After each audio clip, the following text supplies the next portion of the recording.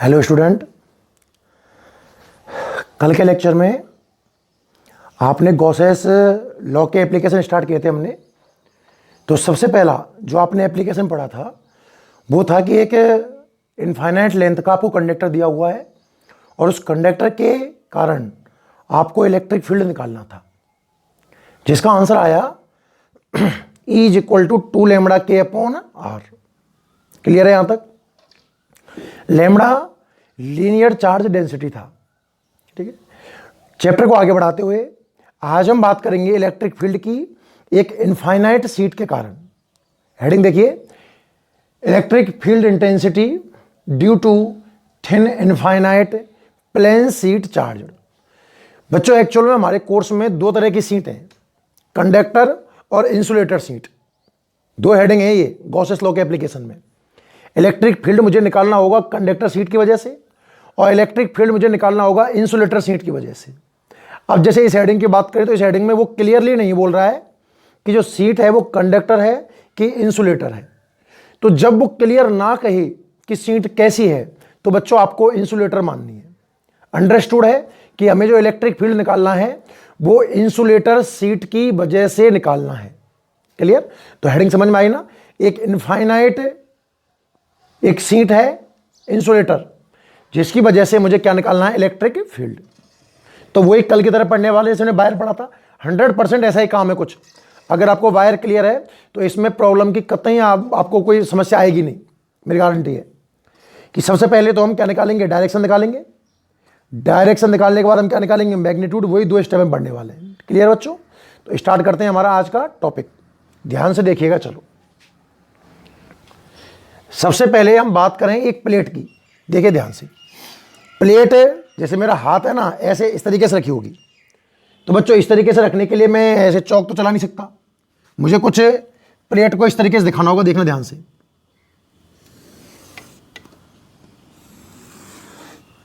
ये वो प्लेट है जिसकी आप बात कर रहे हो।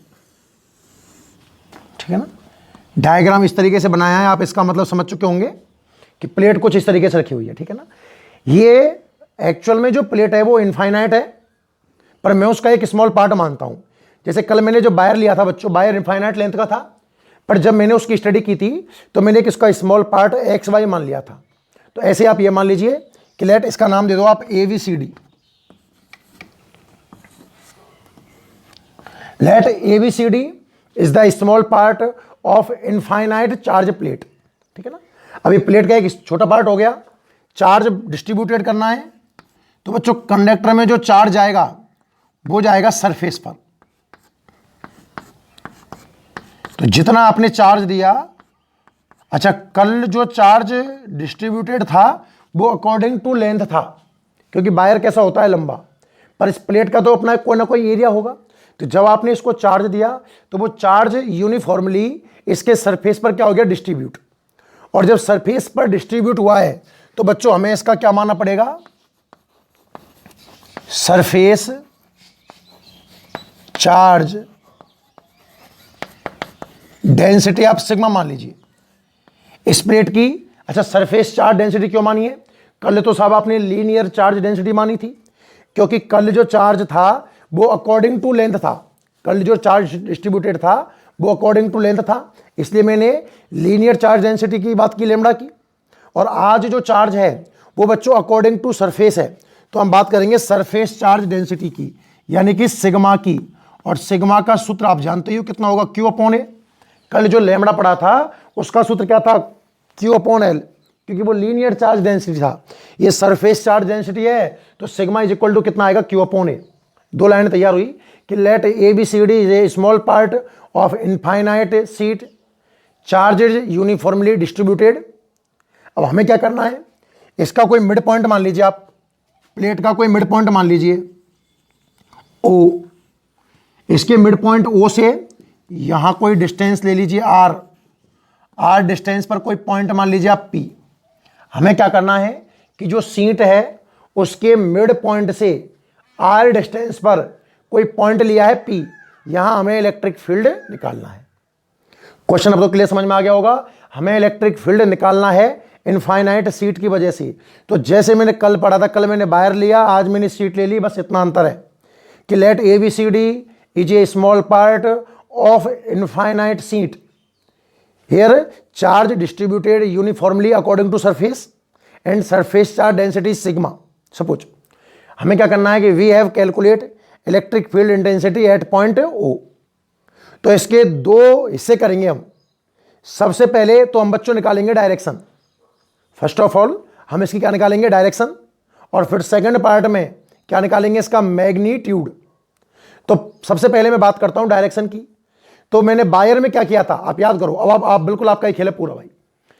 जब मैंने बायर पढ़ा था तो डायरेक्शन निकालने के लिए मिड पॉइंट से ऊपर और जितनी डिस्टेंस पर अपवर्ड स्मॉल पार्ट लिया था उतनी डिस्टेंस पर मैंने डाउनवर्ड भी एक स्मॉल पार्ट लिया था, DL1 और DL2। ऐसे ही आपको मिड पॉइंट से ऊपर और नीचे यहां पर भी दो स्मॉल एलिमेंट मानने होंगे, पर अब एलिमेंट आप एरिया के अकॉर्डिंग मानने वाले हो। तो DL1 ना होकर वो DA1 और DA2 हो जाएंगे। फिर उनकी वजह से आपने intensity of electric field according to diagram बताए थे, फिर आपने उनके फैक्टर किए थे। तो याद करो, वर्टिकली तो कैंसिल हो गए थे और हॉरिजेंटल ऐड हो गया था, ऐसा कुछ हुआ था ना। सेम कहानी मैं यहां करने वाला हूं। आप देखिए, तो मुझे क्या करना चाहिए, हमें मिड पॉइंट से डायरेक्शन निकालना चाह रहे हैं बच्चों। फर्स्ट पॉइंट में मिड पॉइंट से ऊपर एक एलिमेंट, स्मॉल एलिमेंट मान लीजिए। इस एलिमेंट का आप नाम दे दीजिए DA1। कल DL1 था क्योंकि वो लेंथ के अकॉर्डिंग माना था आपने। जितना अपवर्ड माना है स्मॉल एलिमेंट उतना ही आप डाउनवर्ड भी मान लीजिए एक स्मॉल एलिमेंट, क्या, DA2। To find out direction of electric field we consider two small part upward and downward same distance from mid point, DA1 and DA2।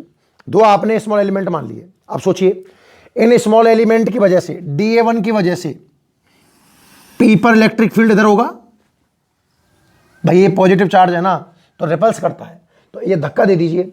तो ये DA1 है तो ये इलेक्ट्रिक फील्ड बन जाएगा आपका DE1, और जो नीचे वाला हिस्सा है इसकी वजह से आपका इलेक्ट्रिक फील्ड इधर होगा, इसे आप कह दीजिए DE2। दो इलेक्ट्रिक फील्ड निकल के आ गए, DA1 और DE2। अब बात करें मैग्नीट्यूड की, तो बच्चों देखो ये डायरेक्शन और ये डायरेक्शन इक्वल है। चार्ज जितना DA1 पर है उतना ही DA2 पर है, यानी कि जो मैग्नीट्यूड आया है ना DE1 का वो किसके इक्वल होगा, DE2 के इक्वल होगा। पहली बात तो ये समझ में आनी चाहिए, ठीक है। अब रिजल्टेंट निकालने के लिए ये दोनों एक ही डायरेक्शन में होते, थीटा बराबर 0 होता तो ऐड कर देता, 180 होता तो सब्ट्रैक्ट कर देते। फिलहाल यहाँ कोई ना कोई एंगल है तो हम कंपोनेंट करेंगे बच्चों। यहाँ तो हॉरिजेंटल कंपोनेंट और यहाँ vertical component. Let suppose this angle is theta, to similarity this is also theta. बच्चों ये थीटा है तो ये वाला एंगल भी थीटा होगा, और ये थीटा है तो ये वाला एंगल भी कितना होगा, थीटा, जैसे मैंने कल किया था। तो अगर मुझे फैक्टर करने हैं DE1 के, तो एक फैक्टर तो आएगा इधर और एक आएगा इधर। क्योंकि ऊपर एंगल दिया हुआ है तो ऊपर का फैक्टर आ जाएगा DE1 cos थीटा, और नीचे का फैक्टर आ जाएगा DE1 sin थीटा। इसी प्रकार जो DE2 है उसका एक फैक्टर इधर आएगा और एक फैक्टर ऊपर जाएगा। अब इसका नीचे एंगल दिया हुआ है नीचे साइड में, तो ये हो जाएगा DE2 cos थीटा, और ऊपर वाला हो जाएगा DE2 sin थीटा। कुछ बात समझ में आई आपको, नहीं आई? क्या क्या आपने दोबारा मैं समझाता हूँ, आप समझिए पहले ढंग से, फिर आपको एक साथ लिखा देंगे। बच्चों फर्स्ट ऑफ ऑल हमने एक जो इनफाइनाइट सीट है उसका एक छोटा भाग माना ABCD, ठीक है।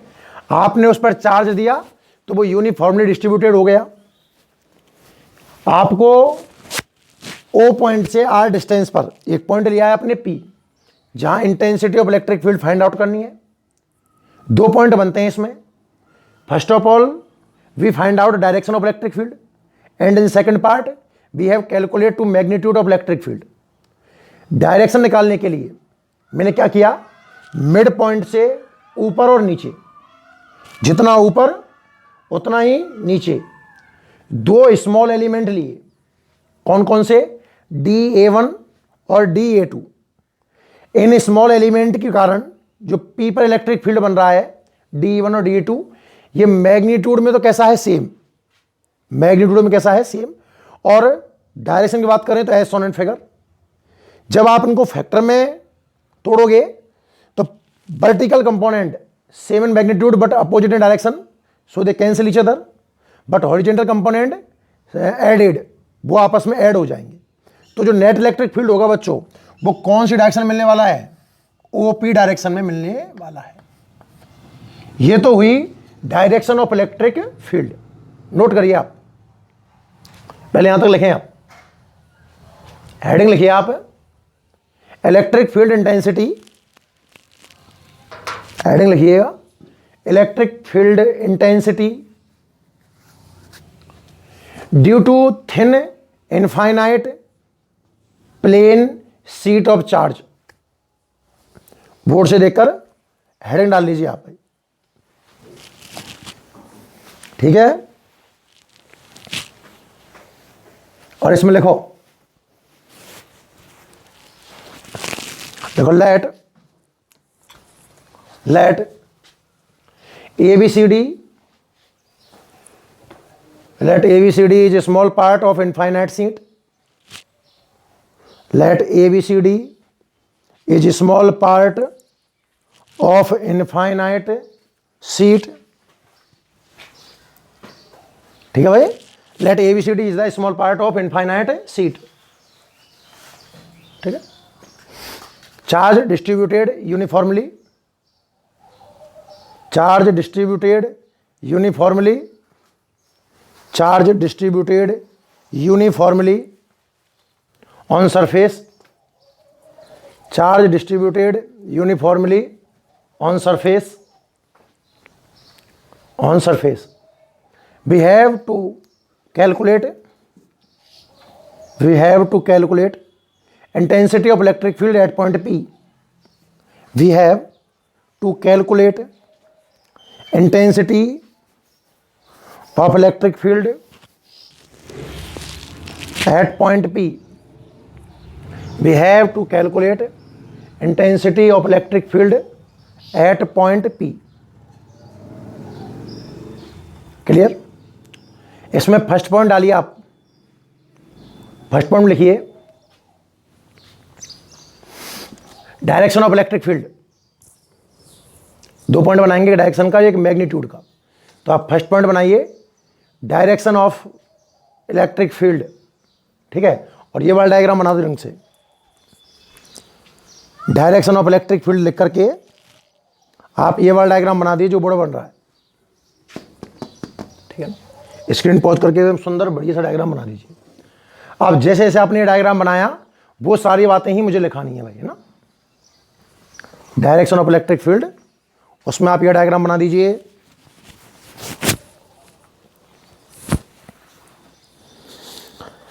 ठीक है, चलो आगे लिखो। देखो, to find out direction of electric field, to find out direction of electric field. सबसे पहले आपने क्या किया, हमने मिड पॉइंट से ऊपर और नीचे सेम डिस्टेंस पर दो स्मॉल एलिमेंट लिए, DA1 और DA2, उनके बारे में बोलता हूँ ना। To find out direction of electric field we consider two small element, we consider two small element DA1 and DA2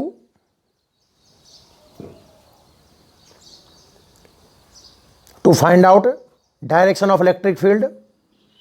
To find out direction of electric field, we consider two small part या small element DA1 and DA2 in upward and downward direction. In upward and downward direction. To find out direction of electric field, we consider two small element DA1 and DA2, DA1 and DA2 in upward and downward direction. ठीक है, due to these small element, due to these small element, due to these small element, intensity of electric field, due to these element, intensity of electric field same in magnitude,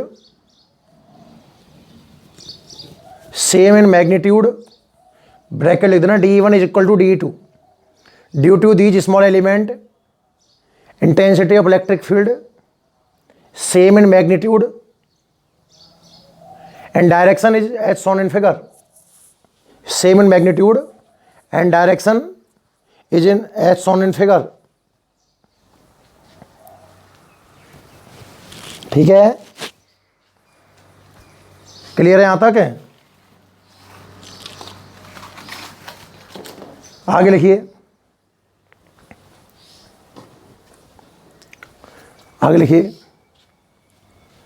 when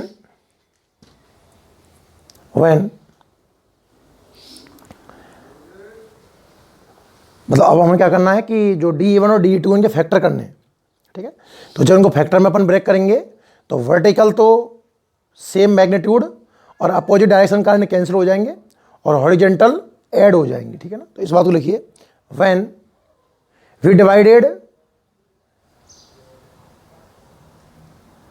divided in factors, जब हम इनको factor में तोड़ेंगे, we divided in factors, then vertical component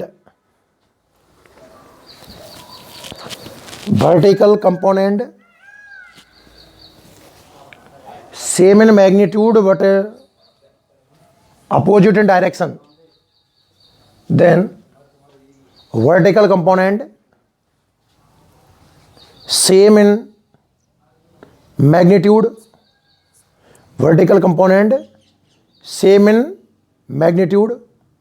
what opposite in direction, vertical component same in magnitude what opposite in direction, so they cancel each other,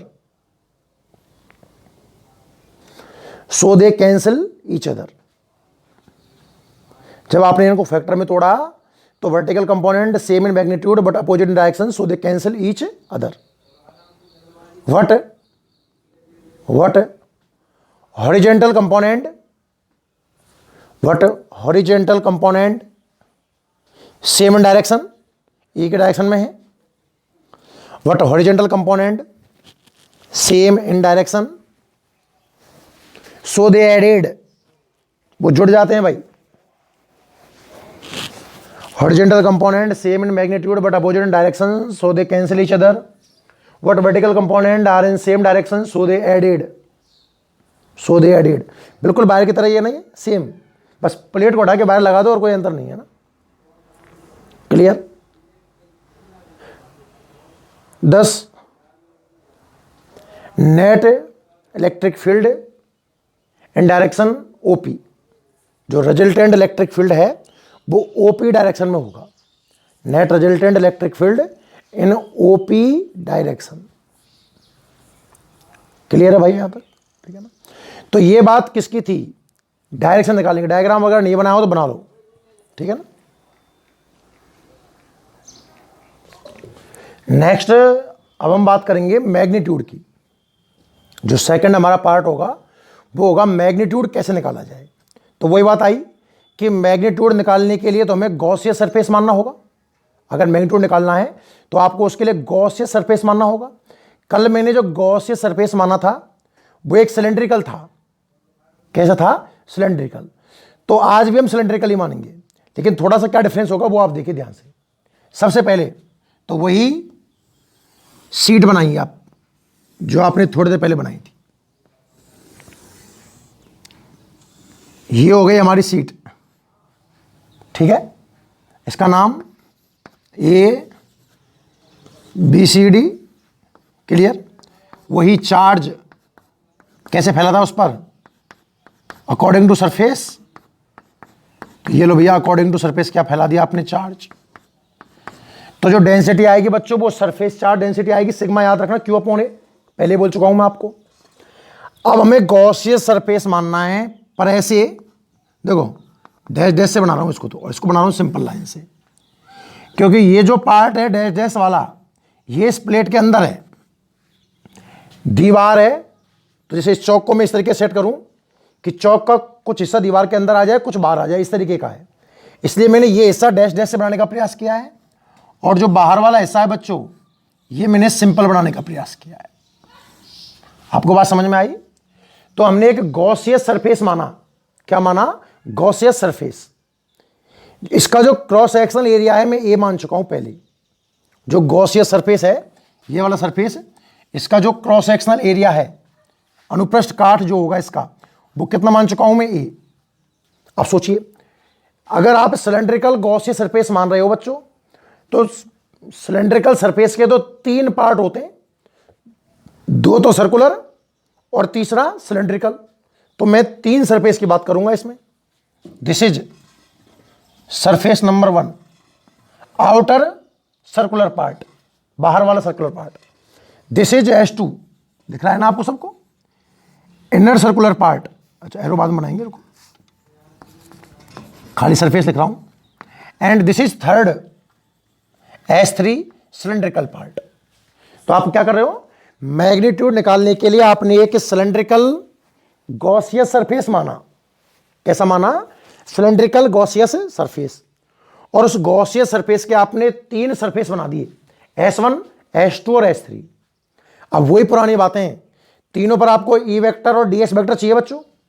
first of all हम ये जानना चाहते हैं कि E वेक्टर कहां है। तो बच्चों देखो, ये प्लस चार्ज है समझो। अब जहां निकालना है वहां धक्का दे दो। S1 पे निकालना है तो इधर पुश कर दो, ये डायरेक्शन आ गई बच्चों E वेक्टर की। S2 पे निकालना है तो इधर पुश कर दो, ये डायरेक्शन आ जाएगी E वेक्टर की। और अगर S3 पर चाहिए बच्चों तो इसको पुश कर दो, ये डायरेक्शन आ जाएगी E वेक्टर की। डायरेक्शन ऑफ E वेक्टर आपको समझ में आ गया होगा। Now area vector DS vector कहां होगा?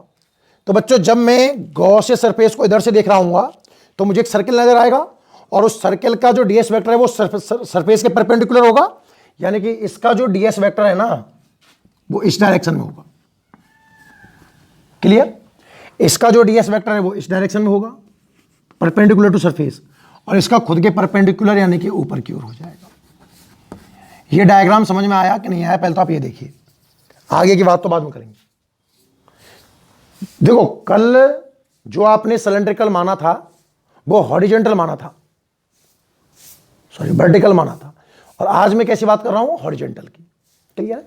तो इस तरीके से सरफेस माना, E वेक्टर DS वेक्टर। अब तो वही पुरानी कहानी है। आप गॉसेस थ्योरम अप्लाई कीजिए। गॉसेस थ्योरम क्या कहती है? Close integration E vector dot DS vector is equal to sigma Q upon epsilon naught. Gauss's theorem क्या कहती है? Close integration E vector dot DS vector equal to sigma Q upon epsilon naught. क्या करना चाहिए मुझे बच्चों? क्या in surface को अलग अलग कर दिया जाए, S1 को, S2 को और S3 को? तो क्या करना चाहिए मुझे? इंटीग्रेशन पहले S1 के लिए E vector dot DS vector, फिर S2 के लिए E vector dot DS vector, फिर S3 के लिए E vector dot DS vector. Net charge आप Q मान लीजिए, Q अपॉन एप्सिलॉन नॉट। यहां तक बात समझ में आई? ठीक है। अगला स्टेप क्या होना चाहिए बच्चों? वही पुरानी बातें सारी। अब डॉट को खोलेंगे तो कॉस थीटा आएगा। ए वेक्टर डॉट बी वेक्टर खोलते हैं तो ये भी कॉस थीटा आता है। तो E vector dot D S vector खोलूंगा तो ई डी एस कॉस थीटा आएगा। S1 पर एंगल कितना है? ई वेक्टर और D S vector same direction, तो एंगल कितना है? 0 डिग्री। तो यह आएगा बच्चों ई डी एस कॉस 0। इसी तरीके से S2 वाले पार्ट पर भी E vector D S vector एक ही डायरेक्शन में है, तो इनमें भी एंगल कितना आएगा? 0 डिग्री। ई डी एस कॉस 0। और जो S3 वाला पार्ट है, क्या इस पर ई वेक्टर और D S vector perpendicular to each other? तो कितना आएगा? E D S cos 90 Q upon epsilon naught. और समझ में आ रहा है ना? बिल्कुल। आगे बढ़ाइए। कॉस 0 की वैल्यू कितनी होती है? 1। और आप जानते हो कि गॉसियस सरफेस पर ई तो कांस्टेंट रहेगा, तो ई को कहां निकाल लीजिए आप? बाहर। इंटीग्रेशन S1 के लिए cos 0 की वैल्यू 1 और केवल क्या बचेगा ds। यहां भी इस cos 0 की वैल्यू कितनी आ जाएगी 1। गॉसियन सरफेस पर E कांस्टेंट होता है तो E का निकाल लीजिए बाहर और इंटीग्रेशन S2 बचेगा ds के लिए। cos 90 की वैल्यू होती है 0 और जब 0 से मल्टीप्लाई करेंगे तो पूरी टर्म ही क्या बन जाएगी 0 is equal to Q upon epsilon naught. ये कहानी सबको समझ में आ गई। अब ध्यान से देखना, इंटीग्रेशन ds जो S1 के लिए है बच्चों, वही इंटीग्रेशन ds किसके लिए आएगा S2 के लिए। क्यों, जरा बोर्ड पे ध्यान से देखना। आप ध्यान से देखिए, जो वाला हिस्सा S1 है, जितना क्रॉस सेक्शनल एरिया S1 वाले हिस्से का है उतना ही क्रॉस सेक्शनल एरिया S2 वाले हिस्से का है, क्योंकि S1 भी सिलेंड्रिकल की मोटाई एक तरीके से और S2 भी सिलेंड्रिकल जो पाथ माना है इसकी मोटाई होगी।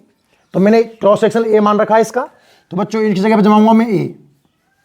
और एक बात और समझें आप, आपने सिग्मा की बात की थी ना, क्योंकि जो चार्ज डिस्ट्रीब्यूटेड है ये यूनिफॉर्मली सरफेस पर डिस्ट्रीब्यूटेड है, तो सिग्मा का फॉर्मूला क्या होता है Q अपॉन ए।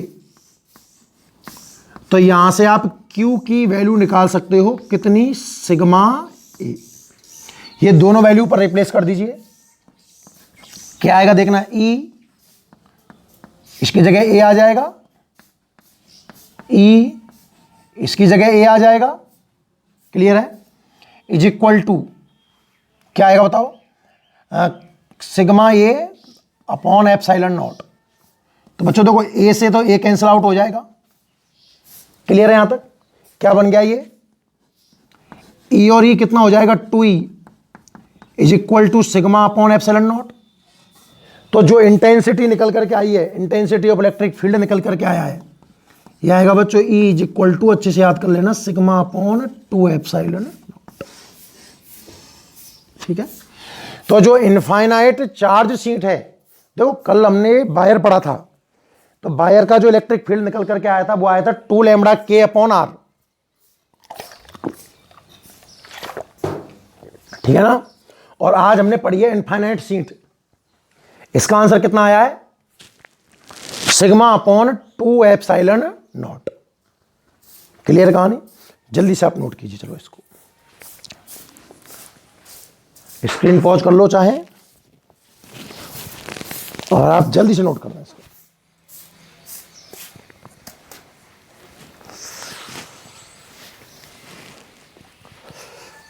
ठीक है,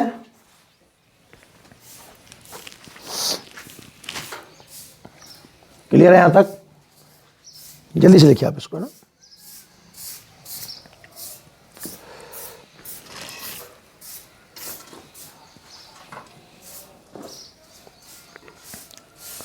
ये तो हुआ बच्चों कौन सी सीट है, ये जो डेरिवेशन आपने निकाला है ये किस सीट के लिए आया है, या तो सीट का नाम ही ना दे और या कहे इंसुलेटर सीट। कैसी सीट, इंसुलेटर सीट कहे तब ये डेरिवेशन आएगा। उम्मीद आपने लिख लिया होगा, है ना। आप इसका ग्राफ भी देख ले चाहो तो, E और R में ग्राफ अगर मुझे बनाना है बच्चों, तो आप देख पा रहे होंगे कि इलेक्ट्रिक फील्ड डिस्टेंस पर डिपेंड ही नहीं कर रहा है। यहां तो ले लें हम डिस्टेंस और यहां ले लें हम इलेक्ट्रिक फील्ड, तो डिस्टेंस पर डिपेंड नहीं करता है, ग्राफ कुछ इस तरीके का आएगा, याद रखना। ठीक है ना। कल जो ग्राफ पढ़ा था हमने बायर के लिए, तो E जो है वो स्मॉल r के इनवर्सली प्रोपोर्शनल था, तो E और R में जो ग्राफ आया था ना वो इनवर्सली प्रोपोर्शनल वाला ग्राफ बना था। क्लियर है यहां तक। और यहां जो ग्राफ आएगा ये स्ट्रेट लाइन आएगा, ये रिप्रेजेंट करता है कि electric field does not depend on distance. Clear है यहां तक। अच्छा, ये बात तो कौन सी सीट की हुई, इंसुलेटर की, या फिर सीट का नाम ना दे तब भी इंसुलेटर ही मानना है। पर क्या होता अगर वो कह दे कि सीट कंडक्टर है। ध्यान सुनिए, थोड़ा सा अंतर है बस।